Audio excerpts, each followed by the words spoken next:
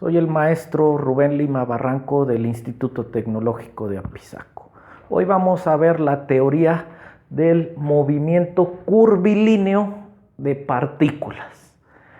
En los videos anteriores y hasta esta parte del curso hemos visto movimiento rectilíneo. Significa que la partícula se movía en una línea recta. Hemos abordado diferentes temas que hemos olvidado hacer énfasis en que es movimiento rectilíneo. Y todo partía de una longitud. Ya vimos que en la física tenemos tres longitudes mutuamente perpendiculares llamadas el espacio. Una longitud hacia allá, una longitud hacia allá y una longitud hacia allá. Vimos también que no necesariamente mutuamente perpendiculares. Vimos también que aquí en el planeta Tierra las han llamado longitudes, que en otra parte del universo entero, tal vez tengan un nombre diferente, pero siguen existiendo. Y que para medir esta longitud, han inventado durante la historia de la humanidad diferentes sistemas. Tenemos el sistema inglés actualmente en uso, con la pulgada, la yarda, la milla, el pie para medir longitudes. Y el sistema internacional para medir longitudes, cuya unidad patrón es el metro.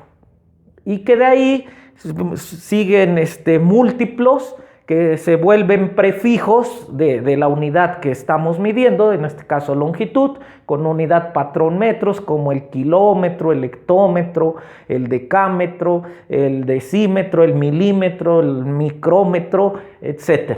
Esa parte ya la hemos visto. Hasta ahora hemos visto el movimiento con sus cuatro componentes, que partíamos de la posición. Para definir la posición bastaba con definir un eje o un punto, incluso un eje o un punto, y decíamos qué tan alejada está la partícula. En estudio ya también vimos lo que era partícula y decíamos qué tan alejada estaba la partícula A del origen. A esa pregunta responde la posición. ¿Cuál es su posición? ¿Qué tan alejada está la partícula de un punto fijo llamado origen? Y en movimiento rectilíneo, pues no había otro eje más que el eje donde se mueve. Movimiento rectilíneo. Solo había una línea recta y lógicamente que la posición, pues la íbamos a medir en unidades de longitud. No había más. La posición está sobre el eje que se mueve el marcador. No se puede salir de esa parte. Bueno, llegó el momento de ampliar nuestros conocimientos que tenemos de aceleración, velocidad, tiempo y posición, que son los cuatro componentes del movimiento, de la trayectoria del movimiento. Llegó el momento de ampliarlo a 3 dimensiones. Los objetos rara vez o en contadas ocasiones se mueven en línea recta. Lo más probable es que los objetos se muevan en 3 dimensiones. En 3 dimensiones de longitud y una cuarta dimensión llamada el tiempo. Que recuerden que Isaac Newton decía que el tiempo no cohabitaba con la masa y con el espacio, que el tiempo tenía 3 características, que era invariable, que tenía su propia naturaleza y que no cohabitaba con la masa y con el espacio. Bueno, entonces llegó el momento de ampliar a 3 dimensiones. Tengo un eje vertical, que es un eje de longitud y que forma un ángulo de 90 grados con el otro eje de longitud llamado X, llamado Y, y tenemos un tercer eje que yo lo tengo que dibujar así. En realidad este tercer eje va hacia ustedes. Ese eje yo no lo puedo dibujar así, necesitaría yo poner acá otro pizarrón y dibujar en 3 dimensiones. Como representación de que mi pizarrón solo tiene 2 dimensiones, largo y alto, necesito un eje y lo represento en esta forma. Es netamente una representación en forma de un dibujo para que en mi cerebro se cree esa imagen de 3 dimensiones. 3 dimensiones de longitud mutuamente perpendiculares, llamada el espacio. En la física la hemos llamado el espacio. Imaginemos que una partícula, no sabemos qué sea, pero que sea una partícula, sale del origen y sigue esta trayectoria. Imaginemos que una partícula sale del origen y sigue esta trayectoria. Hoy no me bastará saber la longitud para conocer su posición. Dice ahí en el libro, pongámosla como el punto P. Cuando va aquí la partícula, ha hecho todo este recorrido, ha hecho esta trayectoria la partícula. Cuando está en el punto P, yo necesito responder la misma pregunta que en el movimiento rectilíneo. ¿Cuál es su posición? ¿Qué posición tiene? Y dijimos que la respondíamos, la pregunta, diciendo qué tan alejado está del origen, qué tan alejada está la partícula P del origen, qué tan alejada estará P del origen. Este es el origen, vamos a trazar una línea y a este vector, y ahora acabo de introducir un nuevo concepto, nuevo entre comillas, tuvieron que ya llevar ustedes todo su cálculo o análisis vectorial. Ahora la posición de la partícula estará definida por un vector. Ahora no por una longitud. Ahora, ¿qué tan lejos está del origen? No me bastará con una longitud, me bastará con un vector. Recordemos que el vector tiene magnitud, dirección, sentido y un punto de origen o un punto de aplicación. Entonces, a este vector que tiene magnitud, ¿qué tan grande es? Tiene dirección, que generalmente lo representamos con respecto a los ejes. Llamemos teta X, llamemos teta y llamemos teta Z. Tiene una dirección. Recuerden que la dirección la medimos con ángulos en el sistema sexagesimal generalmente o en el sistema radial, como ustedes gusten. Bueno, entonces este vector ahora lo llamaremos R, el vector de posición. Y en un tiempo le consumió a la partícula trasladarse del origen al punto P, le consumió un tiempo. Cuando el tiempo vale, no sabemos, pero vamos a hacer el análisis. Entonces ya tendría yo la posición. Hoy la posición dada por un vector. El vector debe de tener magnitud, qué tan lejos estoy del origen, pero a la vez en qué dirección.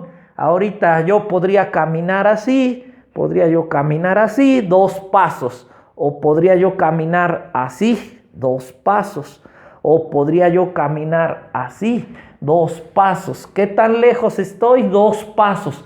Pero es muy diferente si tomo en cuenta ahora la dirección. Entonces, nuestro vector, ahora la posición estará dada por un vector.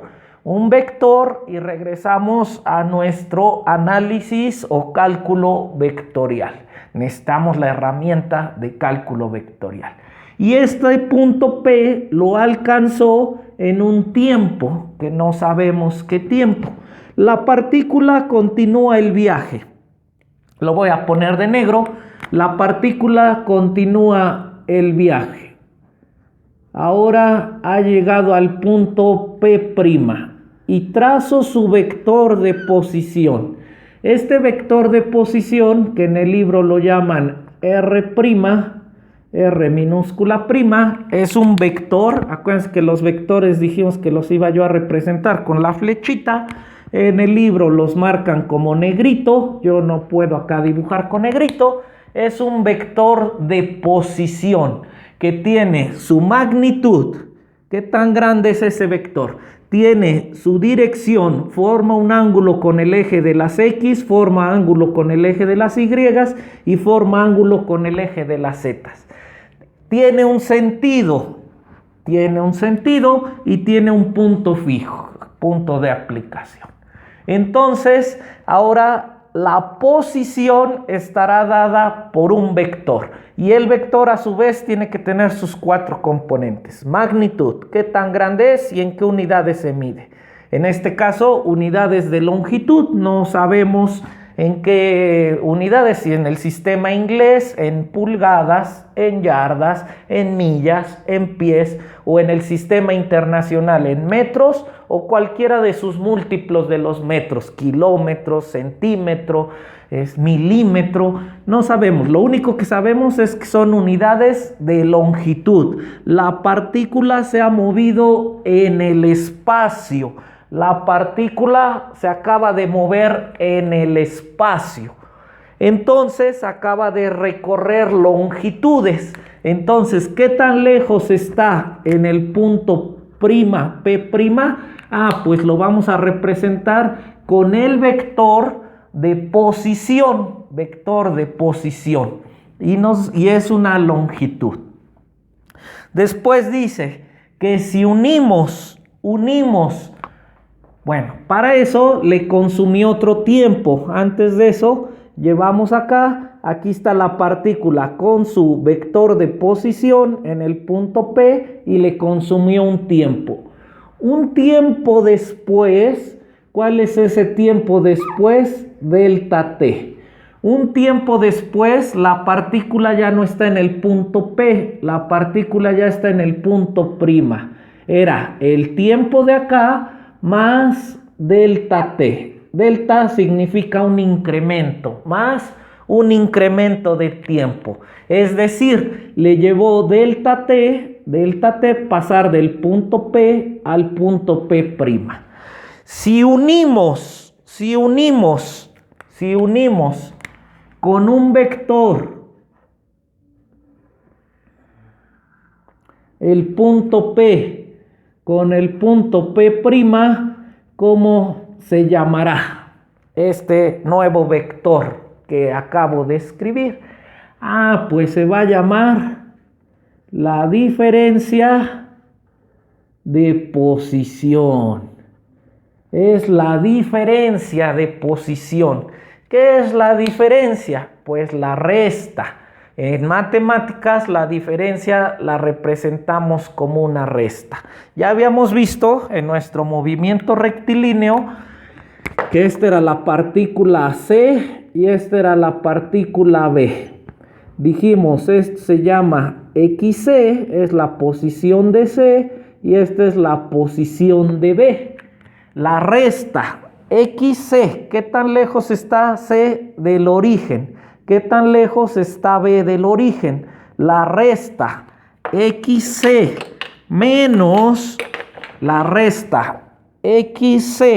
menos XB me dirá qué tan lejos está C de X. XC menos XB me dirá qué tan lejos está C de B.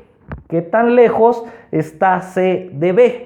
Aquí pasa exactamente lo mismo. Vean lo que hice. La que está lejos menos la que está más cerca del origen. Y me da XC menos XB. Aquí pasa exactamente lo mismo. Este vector azul que acabo de dibujar, el último que dibujé, me representará el cambio de posición. Ha cambiado la posición en el tiempo del punto P al punto P'. Acabo de cambiar la posición. Y hoy la posición no nada más está dada con una longitud, también cambió la dirección, también cambiaron los ángulos. El ángulo que forma con el eje de las X, con el eje de las Y y con el eje de las Z. Acabamos de tener un cambio en longitud y a la vez un cambio en dirección. Entonces delta R representa el cambio de dirección. Este es el vector de posición. Hubo un cambio de posición, cambio de posición.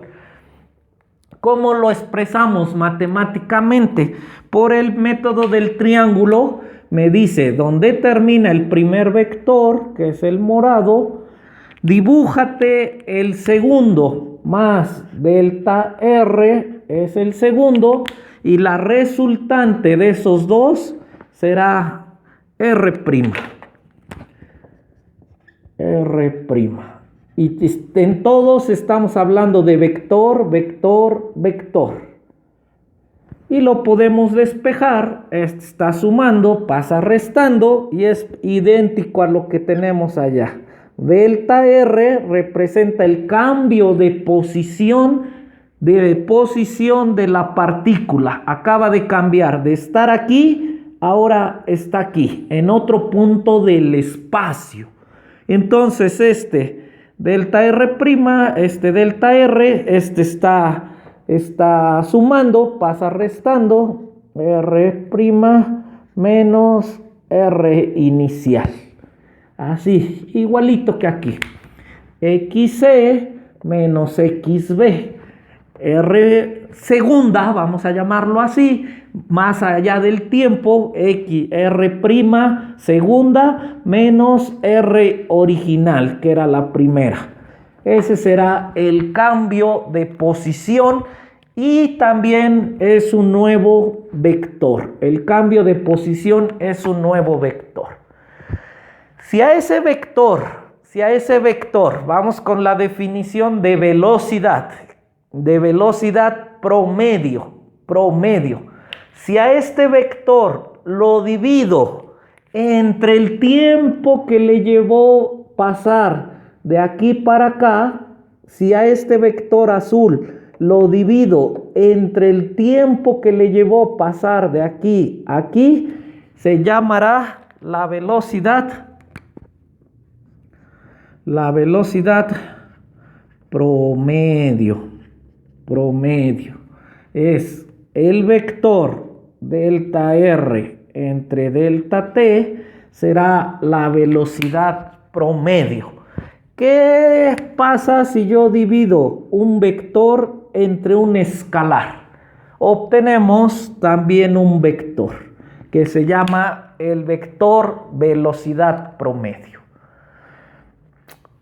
Un punto bien importantísimo es que vean cómo el vector de cambio de posición no es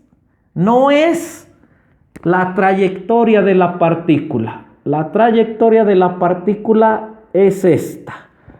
Ahí es donde viajó la partícula. La partícula está viajando acá. No está viajando en el vector azul, que es el cambio de posición. Más adelantito lo voy a explicar, pero ahorita quiero que quede muy claro que no es donde viajó la partícula. La partícula está viajando en esta parte curva y el vector es una recta. No es el viaje de la partícula. Ok, hemos definido a la velocidad promedio y lo dije esto porque voy a empezar a llenar de vectores y se me va a llenar el dibujito. Entonces, si quiero que no sea tan grande delta T, fue muy grande el brinco que hizo de acá hacia acá en el tiempo, le consumió mucho tiempo, mejor que sea a la mitad. Lo voy a poner como R', mejor que sea la mitad. Vean lo que pasa con el vector azul, que es el cambio de posición. Ahora se cerró ahí. Y si hago que el incremento del tiempo sea más corto, mejor otra vez a la mitad, que sea aquí, que ahora este sea el punto P 3 veces prima. 3 veces prima, este sería R 3 veces prima, y el vector azul que une el cambio de posición, vean lo que le está pasando a delta R. ¿Qué le está pasando? También se está haciendo más pequeño. Conforme el tiempo se hace más pequeño, el vector delta R, que significa el cambio de posición, también se hace más pequeño y además se acerca al verdadero trayecto de la partícula. Vean cómo aquí este es el trayecto de la partícula y todo lo que está despegado. Vean en cuando hice el tiempo más pequeño, vean cómo está de despegado el vector versus el trayecto de la partícula. Y en prácticamente está pegado, prácticamente el cambio de posición es el trayecto de la partícula. ¿Qué concluimos?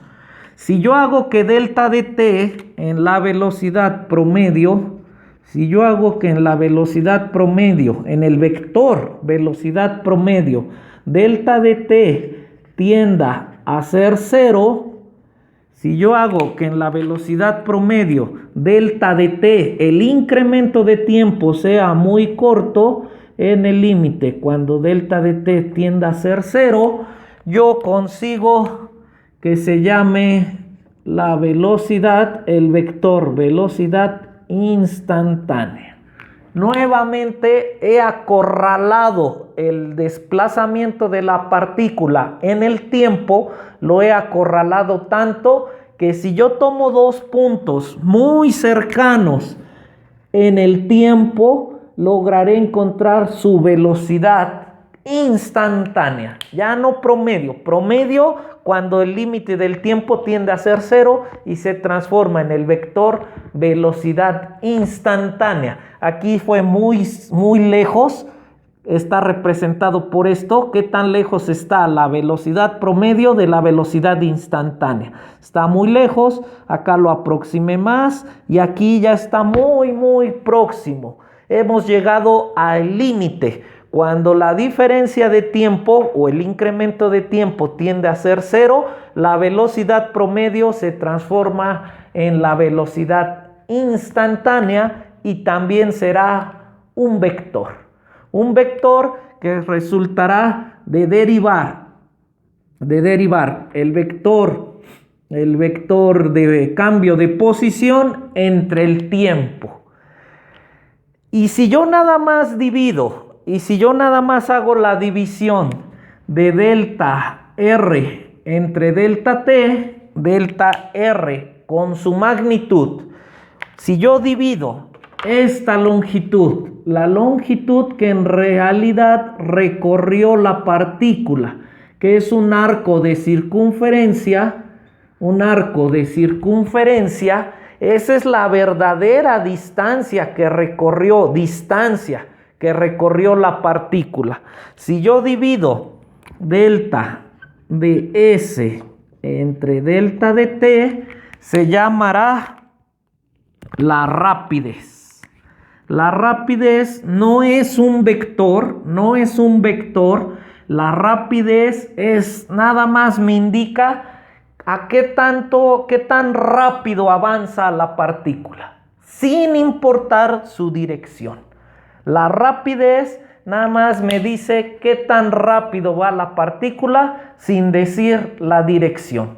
La velocidad es más completa. La velocidad me dice qué tan rápido va la partícula y además en qué dirección y sentido va la partícula.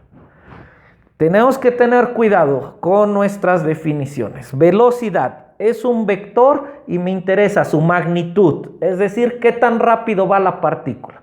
Me interesa su sentido y me interesa su dirección, los ángulos que forma respecto a los ejes fijos que he instalado desde el inicio del experimento. En la rapidez solamente me interesa qué tan rápido va la partícula. Qué tan rápido sin interesarme la dirección y el sentido. Entonces, también hemos visto en esta partecita que cuando delta de t tiende a ser 0, imaginemos dos puntos ya muy cercanos en el tiempo. Aquí está ahora el punto P4' y le trazo el azul con una línea punteada y vemos que si delta de t tiende a ser 0, el incremento del tiempo tiende a ser 0, este vector que se llamó delta de R, y es un vector, se vuelve tangente al movimiento de la partícula. El vector delta de R entre delta de t, que ya me está diciendo qué tan grande es, vean cómo se vuelve tangente al movimiento de la partícula. Recordando por tangente que es aquella línea que cruza a la curva, que toca a la curva en un solo punto. Entonces ahora, delta de R entre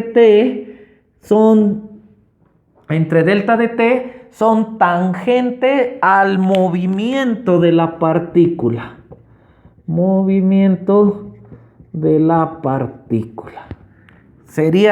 Ya tenemos la dirección. A la hora que hallo la derivada de delta de R, la división de delta de R entre delta de t, ya encontré la dirección. Pues es tangente. Y tangente también lo vimos en cálculo diferencial. Si yo derivo una función, estoy hallando la pendiente de la recta tangente. Aquí pasa lo mismo, excepto que ahora se va a llamar velocidad. Y a la división de delta de R entre delta de t va a ser la rapidez. ¿Qué tan grande es este vector? Ya tenemos su dirección. La dirección es tangente al punto. Y ahora, ¿qué tan grande es este vector?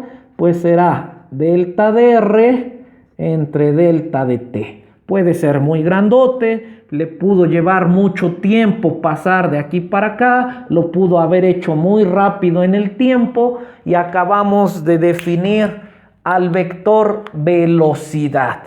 En física, a esa división se le ha llamado velocidad. Espero haya quedado entendido el nuevo concepto de vector de posición. Empezaremos a trabajar con los vectores. Entonces necesito que se echen un repaso a su cálculo vectorial.